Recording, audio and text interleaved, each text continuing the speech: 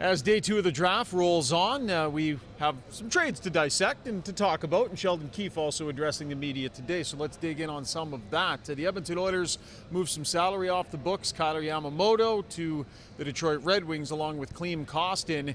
And CJ, this is all about free agency, clearing up some space and filling some holes. Yeah, there's no return on that trade, so the return is what you can do with that open money on Saturday, and I think that it's natural for us to connect the dots here with Connor Brown, who's due to be an unrestricted free agent, obviously has a history with Connor McDavid, shares an agent with him in Jeff Jackson, has played with Zach Hyman, among others in the past, and you know, is in a unique circumstance because Connor Brown missed most of last year. He tore his ACL, had surgery on November 1st, and as a result, he's not going to take up the kind of cap space that Kyler Yamamoto was in Edmonton. I think you'll see him likely sign a low dollar deal, perhaps with some performance bonuses which are allowed, and I would say the Oilers are in the driver's seat to get that contract done. And yet another trade where some decent hockey players go for nothing. After Taylor Hall went for nothing, Ryan Johansson went for nothing, Kevin Hayes went for nothing, and just an example of where the system is at right now. There is no freedom for teams with no cap space to have any leverage in these trade talks.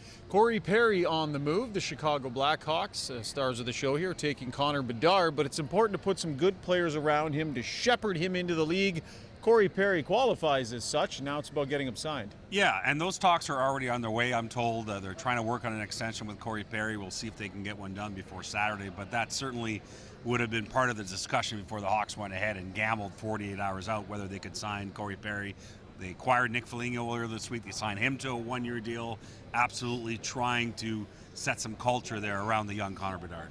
Sheldon Keefe addressed the media today for the first time. Brad Treliving talked about 17 hours worth of face-to-face meetings, and Keefe today was interesting. He said, you know, at times it was kind of uncomfortable.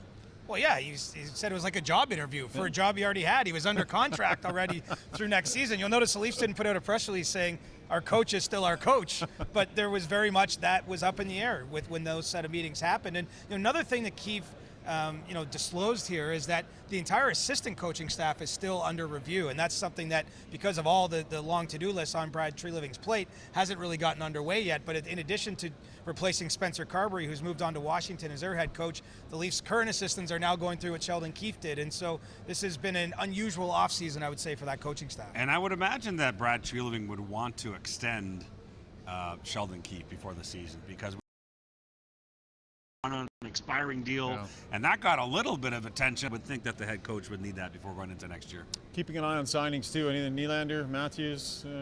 Status quo. We've been hearing a lot of status quo. Treliving with a long to-do list. You can only handle one thing at a time.